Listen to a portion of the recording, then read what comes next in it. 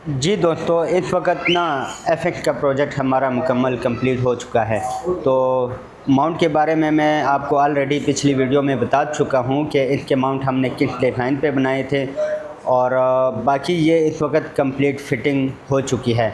गाड़ी की test drive भी हमने ले ली है, परफेक्ट है, कमाल की टेस्ट ड्राइव है इसकी। और एयर क्लीनर बॉक्स भी आप देख सकते हैं कि प्रॉपर इस पर लगा हुआ है और बानट जो है वो प्रॉपर इस पर बंद हो चुका है। इंजन को ना ज़्यादा ऊपर फिट किया है कि बानट ही ना बंद हो और ना इतना नीचे फिट किया है कि इंजन नीचे लगने का ख़तरा हो।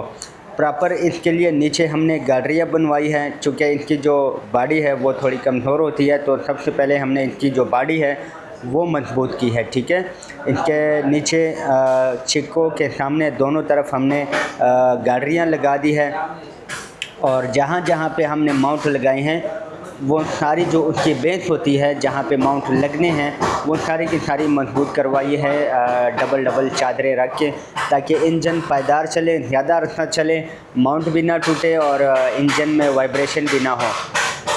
उस वक्त आप देख सकते हैं कि यहाँ पे हमने फ़िट किया हुआ है और इसी के साथ ही यहाँ पर हमने कंप्यूटर की फ़िटिंग बनाई है। ये भी बोल्ट के ज़रिए है और अभी इसके लिए चमड़े का कवर बनेगा ताकि ये पानी वगैरह से महफूज रहे।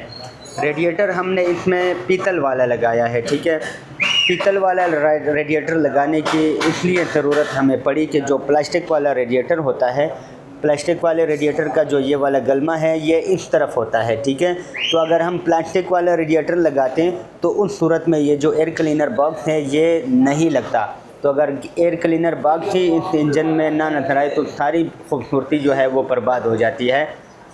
तो इसलिए हमने पीतल का नया रेडिएटर लिया और फिर उसके बाद पीतल का रेडिएटर लेने के बाद उसका जो गलमा है वो यहाँ पे शिफ्ट किया और तब जाके जो रेडिएटर के पाइप है वो ओरिजिनल जेन्युइन तरीके से लगे और एयर सिलेंडर की जो खूबसूरती है वो भी अपनी जगह पे बरकरार रही। कैन बस हमने गाड़ी में अंदर लगाया हुआ है, सेफ करके है। और गियर लीवर जो है वो आम तौर पे जो हम आल्टो VXR वगैरह में लगाते हैं तो वही वाला गियर लीवर यूज़ किया है और डिजिटल स्पीडोमीटर भी इसमें हमने लगाया है। अभी इस गाड़ी में पावर स्टीयरिंग भी लगेगा, लेकिन फ़िलहाल पावर स्टीयरिंग हमने नहीं किया। अभी मैं आपको इसका जो मीटर है वो चेक करवाता हूँ कि वो हमने कैसे फ़िट किया है।